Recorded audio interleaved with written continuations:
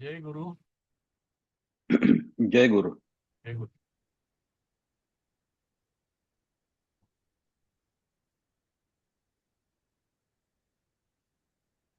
सात जण.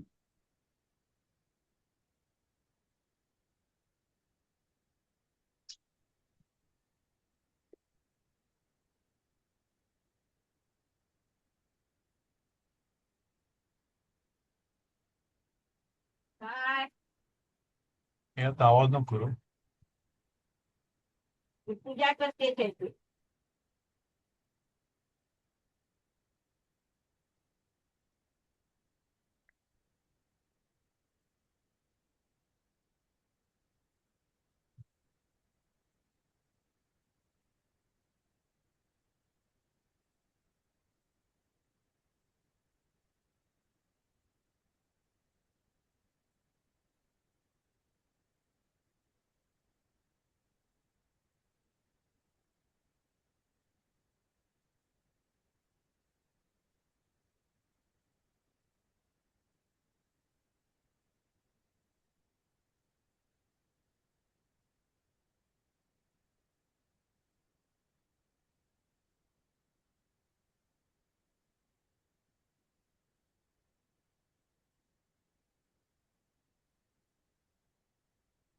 क्लिअर का होत नाही?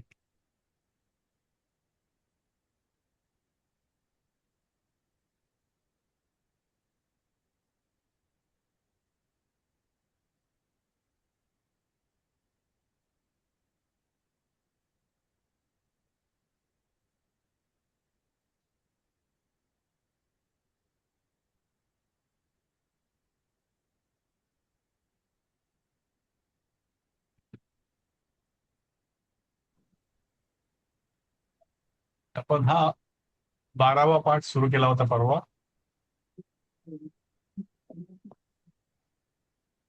आणि आपण 10वी हा, लोक सर. आपण संपवली होती. नास्त्यग्नेर दौर्बल्यम, हे आपलं ते र वरती थोडस कन्फ्युजन झालं होतं. आणि अग्नी दुर्बल आहे असं कोणी समजू नये, असं कोणी म्हणणार नाही, असा अर्थ त्याचा होता. आणि आपण 11वी ही वाचत होतो. मला वाटतं कोण होतं? पद्माजात आहे, तुम्ही होतात का? नास्ति रत्नम अखंडितम. हो सर, पण आता मी 2 मिनिटं बोलू शकत नाही. 1-2 मिनिटांनी पुढच्या वेळेला हा, मी ओके बोलते. ओके, मी हे घेतो तोपर्यंत. ओके. नास्ति रत्नम अखंडितम. हिरा असतो एखादा, हिरा खाणीमध्ये सापडतो, तो ओवळदोवळ असतो, तो तसाच वापरला जात नाही. कारण तो ओवळदोवळ हिरा असतो, तो दिसायला आकर्षक नसतो. म्हणून मग त्याच्यावरती अनेक प्रक्रिया केल्या जातात. त्याचं रूपांतर एखाद्या रत्नामध्ये केलं जातं. इतर कुठलाही धातू घेतला तरी सोनं जरी असलं तरी खाणीमधलं सोनं जसं असेल तसं वापरलं जात नाही. त्याच्यावर प्रक्रिया करून त्याला वापरलं जातं. आणि हिरा जो असतो त्याला जेव्हा पैलू पाडले जातात तेव्हा पैलू पाडताना त्याच्यावरती छन्नीचे घाव घातले जातात. त्याला विशिष्ट आकार, आकर्षकता येण्याकरता त्याचे काही छिलके, काही तुकडे उडवले जातात. म्हणजे काही अंशी तो हिरा मूळ स्वरूपापासून खंडित होतो. म्हणून असं म्हटलं जातं की कुठलंही रत्न असतं ते अखंडित नसतं. ते अनेक प्रकारच्या प्रक्रियांमधून, अनेक प्रकारचे घाव सोसून त्याला आजचं आकर्षक रत्नाचं रूप प्राप्त झालेलं असतं. म्हणून ही म्हण तशी आहे की नास्ती न असती रत्नम अखंडितम. रत्न कधी अखंडित नसतं. त्याच्यावर अनेक प्रक्रिया, अनेक घाव होऊन ते निर्माण झालेलं असतं आणि ते खंडित असतं.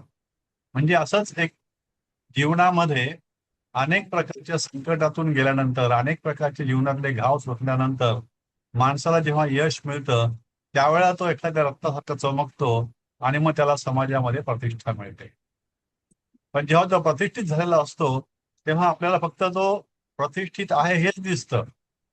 आपल्याला हे कळत नाही की त्या पदाला, स्थितीला येण्याकरता त्याला किती अडचणीमधून जावं लागलं, किंवा किती प्रकारे घाव सोसावे लागले, किती प्रकारचं दुःख सोसावं लागलं. तर तो आज जरी दिसत असला आपल्याला पूर्णपणे सुखी आनंदी, तरी त्याने अनेक प्रकारचे घाव सोसलेले असतात. म्हणजे तो आज जरी हिरा असला तरी त्याने अनेक प्रकारे खंडित झालेला असतो. म्हणून ही म्हण नास्ति रत्नम अखंडिता. याचं उदाहरण त्यांनी दिलंय, बाल्ये सह विद्वान भर्सना माप. बाल्य म्हणजे लहानपणामध्ये, सप्तमी, सह तो विद्वान, भर्सनाम अप म्हणजे हे अनेक प्रकारे खूप त्यांनी भर्सना, टीका किंवा नावं ठेवलेल्या समाजाने सहन केलेलं असतं. आज जरी तो विद्वान असला, आज जरी तो ज्ञानी असला, तरी लहानपणी त्याने अनेक प्रकारे निंदा अपमान सहन केला असतो. त्यातलं क्लासिक उदाहरण घ्यायचं झालं तर कुणाचं घेणार आपण? आठवत एखादं नाव? ज्ञानेश्वरांचं. संत ज्ञानेश्वर. हा, सगळ्यांना तेच म्हणावं येईल की ज्ञानेश्वर आणि ती हा भावंड. भावंड त्या सर्वांनी लहानपणी जे भोगलं आणि नंतर मोठेपणी त्यांचं जेव्हा तरी विद्वत्ता कळली तेव्हा समाजाने डोक्यावर घेतलं त्यांना. पण याचा अर्थ असा नाही की त्यांनी लहानपणी खूप काही सहन केलेलं नाही. म्हणजे आज जरी ते हिरे असले तरी एकेकाळी ते लहानपणी किंवा केव्हा तरी ते असेच खंडित झालेले आहेत. त्या विद्वानाला बालपणात निंदा किंवा अपमान सहन करावा लागला. त्या रत्नाचा खडा तुकडा कधीही नाही, हे अर्थ तेवढं योग्य नाही, अखंडित नसतो, तो खंडित होतच असतो. मूल्यहीन नसतो हे ठीक आहे. तो तुकडा तेव्हाही मूल्यहीन होता, आजही मूल्यहीन नव्हता, तेव्हाही नव्हता, तेव्हाही दोष नव्हता, आताही दोष नाहीये. तर हा हिराच आहे, पण तो अखंडित नाही, तो खंडित झालेला आहे. म्हणजे अनेक घाव सोसून तो पुढे आलेला आहे. तर मध्ये बोलू का? हो, बोला. हा, मला म्हणजे एक असं ऐकता ऐकताच असं स्ट्राईक झालं की हो आपण म्हणतो ना, दगडाला सुद्धा चिन्नीचे घाव हो सोसल्याशिवाय देव पण येत नाही. Yes yes. असं ते पण ह्याला बरोबर हो हो हो हो. असतं. ती आजची जी मूर्ती आहे, ती मूर्ती हं. केव्हा तरी दगड असते. आजची जी इमारत आहे ती पण एक केव्हा तरी दगड चिन्नीचे असते. घाव सोसल्याशिवाय. हा, अनेक घन सोसून त्या ठिकाणी त्या दगडाला आकार देतो, तेव्हा तो देव बनतो. तेव्हा ती एक इमारत बनते, तेव्हा ते एखादं मॉन्युमेंट बनतं. खरंय, छान. पुढचं आता राजेंद्र कोलेकर साहेब. हो. निकृती प्रिया ही नीचहा. निकृती. या, हा, निकृती म्हणजे वाईट विचार, वाईट कृती. सुकृती आणि निकृती. सु म्हणजे चांगली, नी म्हणजे चांगली नसलेली, नीच अशा प्रकारची, खराब अशी. जी सुकृती नाही, जी निकृती आहे, ती प्रिया, ज्याला आवडते, ही नीचहा. त्यालाच आवडते, नीचालाच आवडते. म्हणजे जो माणूस मुळात नीच असतो, ज्याची विचारसरणी ही नेहमीच खालच्या पातळीची असते, तो कधी चांगला विचार करू शकतच नाही. अर्थात हे जे लोकोक्ती असतात किंवा सुभाषित असतात, हे त्या लिहिणाऱ्याच्या अनुभवावरती, विचारावरती, त्याच्या सभोवतालच्या परिस्थितीवरती त्यावेळच्या अवलंबून असतं. म्हणजे हे काय प्रत्येक वेळेला एक युनिव्हर्सल ट्रूथ म्हणून घेता येत नाही. हे अनेकदा आपल्याला दिसतं की एके ठिकाणी एक लिहिलेलं असतं, दुसऱ्या ठिकाणी त्याच्या उलटं करत लिहिलेलं असतं. तर हे निकृती प्रिया हा नीच हा, आता कोणी म्हणेल की नीच माणूस किंवा कोणाचाही स्वभाव बदलता येतो. दुसरं पण असतं की स्वभावाला औषध नसतं.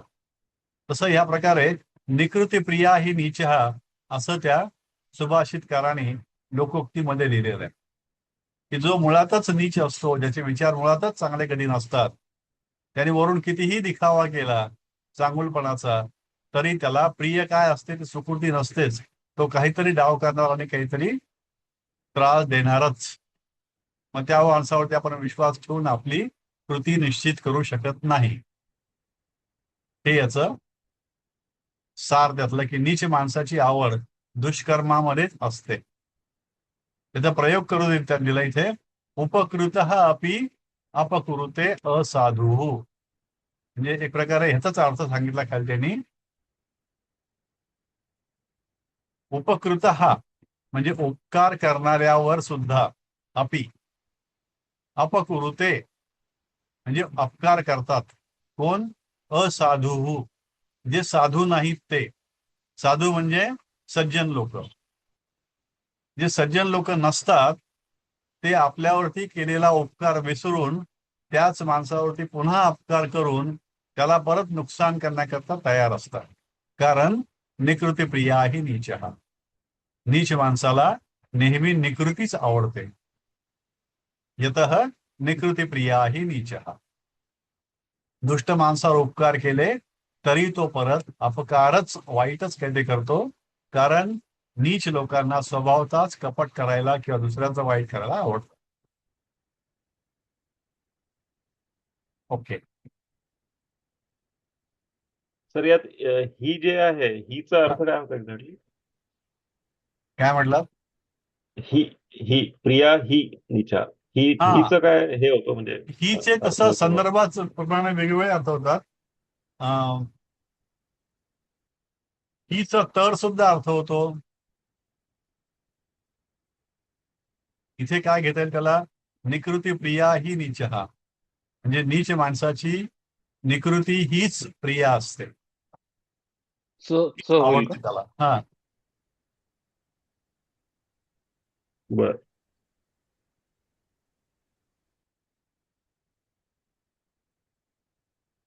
नॉर्मली ही म्हणजे तर घेतलं जातं. पण इथे तर हे तसा अर्थ लागू होत नाही.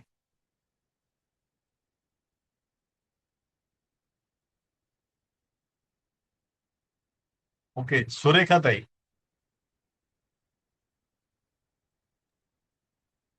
न चेतनवतां वृत्तिभयम्. न चेतनवता चैतन्य वृत्तिभयम्. चैतन्यशाली. हम्म. करता एक्सप्लेन. चैतन्यशाली जीवाला हा, पोटाची चिंता नसते. पण नाही सर, करा तुम्ही. नाही, तुम्ही करा. मी हे बरं, फक्त ओके वाचलं इथलं. Okay okay okay. काय? न चेतनवताम.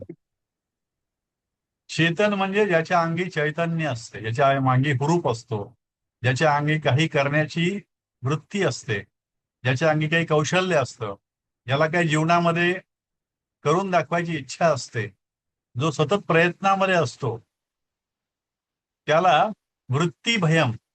वृत्ती म्हणजे पोट भरण्याची, मूळ गोष्टींची जीवनाच्या, त्याचं भय नसतं.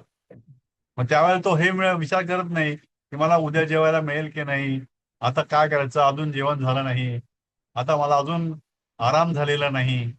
मग त्या ठिकाणी तो त्या कामामध्ये त्याचं जे काय उद्दिष्ट असेल ते मिळवण्याकरता इतका झोकून देतो, पूर्णपणे चैतन्य झोकून देतो स्वतःच, की त्याला कुठल्याही प्रकारचं भय की माझं काय होईल आणि ह्याचं काय होईल करत नाही. कारण त्याला माहिती आहे की ह्या गोष्टी केव्हा ना केव्हा तरी मिळणारच आहेत. ह्या गोष्टी गौण आहेत. मला जे मिळवायचं आहे ते चांगलं, श्रेष्ठ, उदात्त एवढं आहे की मी, माझं पोट भरेल की नाही, मला कपडा मिळेल की नाही, मी कुठे झोपणार आहे, मी आज परिस्थितीत कुठले आहे, याचा विचार न करता तो पुढे जाईल.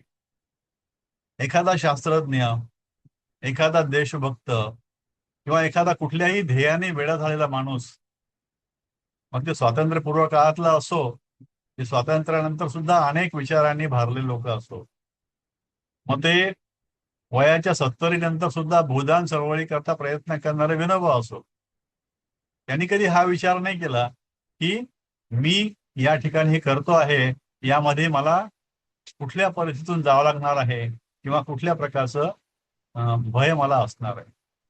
त्यातून बाहेर पडून ते स्वतःला पूर्णपणे झोकून देऊन काम करतात. म्हणून त्यांनी असा अर्थ दिलाय की चैतन्यशाली जीवाला पोटाची चिंता नसते. म्हणजे जीवनाच्या मूलभूत गरजांमध्येच ते अडकून बसत नाही. साधारणपणे आपण काय करतो की आपलं आयुष्याचं गणित केलं आपण, तर आपण साधारणतः पोटार्थी आहोत. पण तरीही आपण आपले काहीतरी उद्दिष्ट जगण्याचं जीवन पुढे समोर ठेवून त्याकरता करतो. आणि जेव्हा आपण करतो त्यावेळेला त्या उद्दिष्ट मिळवण्याकरता कुठल्याही प्रकारच्या संकटाची तयारी करण्याची आपली तयारी असते. उदाहरणार्थ अजून ते शिवाजीच्या त्या काळामध्ये कोजागिरीच्या वेळेला खाली उतरणारी कोणती, कोणी नाव सांगेल? हिरकणी. या हिरकणी. तिने हा विचार केला नाही की हा पहाड मी कसा उतरेन. तिला फक्त एकच ध्येय होतं की माझं बाळ मला मिळायला पाहिजे, ते रडत असेल, त्याला भूक लागली असेल आणि मी त्या ठिकाणी जाणं आवश्यक आहे. तर त्या उद्दिष्टाने ती भरलेली, सर्व संकटांमधून पार पडून तेवढा मोठा अवघड किल्ला अवघड ठिकाणावरून उतरून खाली उतरली. तर हे जेव्हा ध्येयाने भरले लोक असतात त्यावेळेला ते जीवनाच्या कुठल्याही संकटाला घाबरत नाहीत किंवा जीवनाच्या मूलभूत गोष्टींचा विचार करत नाहीत. याने उदाहरण दिलं, युवकोन गणयती दुःखम दास्य तस्य वृत्ते. म्हणजे युवक जो असतो ते दास्य वृत्ती, गुलामगिरीची वृत्ती जी असते त्यातल्या दुःखाची विचार करत नाही. आणि त्याला नेमकं काय म्हणायचं माहित नाही, वेळ पडली तर ते गुलामगिरीच्या परिस्थितीमध्ये तिला उलटवून टाकण्याकरता प्रयत्न करतात, त्याच्या दुःखाला धरून बसत नाही. येतं ही चेतनावता वृत्ती भयम. तरुण माणूस गुलामगिरीतील कामाच्या दुःखाची पर्वा करत नाही, कारण जे स्वाभिमानी आणि कर्तृत्ववान असतात ते आपली उपजीविका कशी होईल याची त्यांना कधीही भीती वाटत नाही. तर हे असे जे लोक असतात त्यांचं वर्णन करण्याकरता न चेतनावतां वृत्ती भयम. किंवा सर आपण असंही म्हणतो ना की म्हणजे जो हो. उद्यमी असतो तो कधीच उपाशी राहत नाही, म्हणजे हो. एक नॉर्मल बोलताना. हा तर हा उद्यमी म्हणजे जो सुद्धा काम आहे. करायला हो हो. उद्यमी म्हणजे काय की तो धाडसी असतो, त्याला हा काहीतरी व्यवसाय करायचा असतो, काहीतरी नवीन करायचं असतं आणि त्या ध्येयाने जो पेरलेला असतो त्यावेळेला तो हा विचार करत नाही की मी आता जोपर्यंत माझं हे सिस्टम ओके होत नाही, जोपर्यंत ही मशीन नीट चालत नाही, जोपर्यंत प्रॉडक्ट त्याचं क्वालिटी प्रोडक्शन देत नाही, तोपर्यंत मला ते जेवायला मिळेल की नाही, जेवायची वेळ झाली चला जेवायला, या गोष्टीचा विचार तो करत नाही.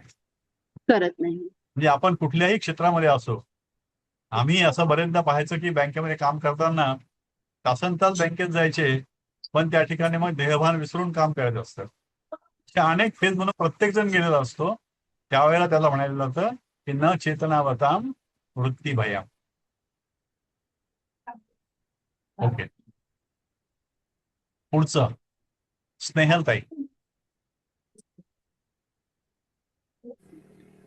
न सिंचती पुष्पार्थी शुष्कतरुण. हम्म. फुलाची इच्छा धरणारा वाळलेल्या झाडाला पाणी घालणार नाही. सोपं आहे बघा, स्वतः एक्सप्लेन. रोग हा सोपं आहे. म्हणजे पुष्पार्थी म्हटलंय, पण फळाची अपेक्षा करणारा हा, फुलाची म्हणा तुम्ही.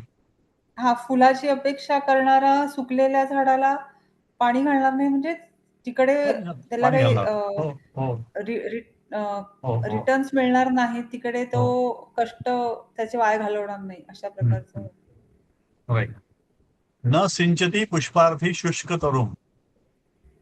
पुष्पार्थी हे अर्थी म्हणजे ज्याला जे पाहिजे त्याचं, म्हणजे पोटार्थी म्हणजे पोट भरणार आपण म्हणतो तसं, ते ज्या उद्देशाने जातो ते उद्देश. पुष्पार्थी म्हणजे ज्याला पुष्प पाहिजे आहेत, ज्याला फुलं पाहिजे आहेत, तो काय न सिंचती पाणी घालत नाही. कशाला? शुष्क तरुण. तरु म्हणजे झाड, तरु म्हणजे, आणि शुष्क म्हणजे वाळलेला. वाळलेल्या झाडाला पाणी घालणार नाही, कारण त्याला माहिती आहे की वाळलेल्या झाडाला पाणी घालून काही उपयोग नाही, त्याला काही फुलं येणार नाही, ते झाड असंच वाया जाईल. मग तो ज्याला, आपल्याला हे स्पष्ट पाहिजे की आपल्याला जे काय आयुष्यात मिळवायचंय त्याकरता नेमकं काय करायचं, त्याची दिशा, त्याचं मार्ग हा आपल्याला क्लिअर पाहिजे, स्पष्ट पाहिजे की मी असं असं केलं तर मला अशा अशा प्रकारचा रिझल्ट मिळेल. मी जर ह्या वाळलेल्या झाडाला फुलं पाणी घातलं तर हे कधीच फुलणार नाही आणि ह्याला कधीच फुलं येणार. मग कोणी म्हणून नकारार्थी आहे, एखाद्या शुष्क झाडाला पालवी येईल सुद्धा, पण हे तर्काने असं धरलं जातं की तुम्हाला जे अचीव्ह करायचं, जे मिळवायचं आहे त्याकरता जो मार्ग आहे त्याची स्पष्टता तुम्हाला हवी आहे. आणि मग त्या मार्गाने तुम्ही गेलात तरच तुम्हाला सहज आणि चांगला यश मिळेल. चुकीच्या मार्गाने गेलात, चुकीच्या गोष्टी केल्यात तर यश मिळणार नाही. म्हणून आपल्याला काय अचीव करायचंय, आपल्याला काय मिळवायचंय याची स्पष्टता असावी. ते कसं करायचंय याची स्पष्टता असावी. आणि त्यानुसार आपली कृती काय असावी, ती कृती त्या दिशेत जावी. त्या कृतीचं पुन्हा एकदा केव्हा तरी अवलोकन केलं जावं आणि आपण योग्य दिशेने चाललोय की नाही हे आपल्याला कळलं पाहिजे. आणि मगच त्यात आपल्याला जे मिळायचं ते मिळणार आहे. मग आपलं उद्दिष्ट ते साध्य होणार आहे. म्हणून म्हटलं जातं की न सिंचती पुष्पार्थी शुष्कतो. जसं एक मराठीमध्ये गाणं ते आहे, जो तो वंदन करी भगवत्या. जो सूर्य मावळतो आहे त्याला कशाला नमस्कार करू, उगवणारा सूर्य आपला आहे. तसं त्या ठिकाणी शुष्क तरू जो आहे तो काही कामाचा नाही, आपण सोडून द्या त्याला.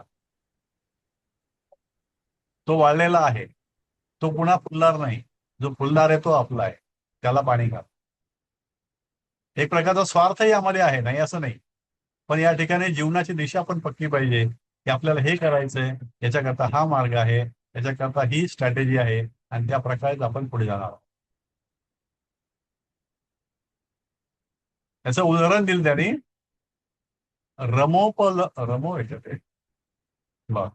रमोपलब्धी ही सरसस्थाने एव संभवती.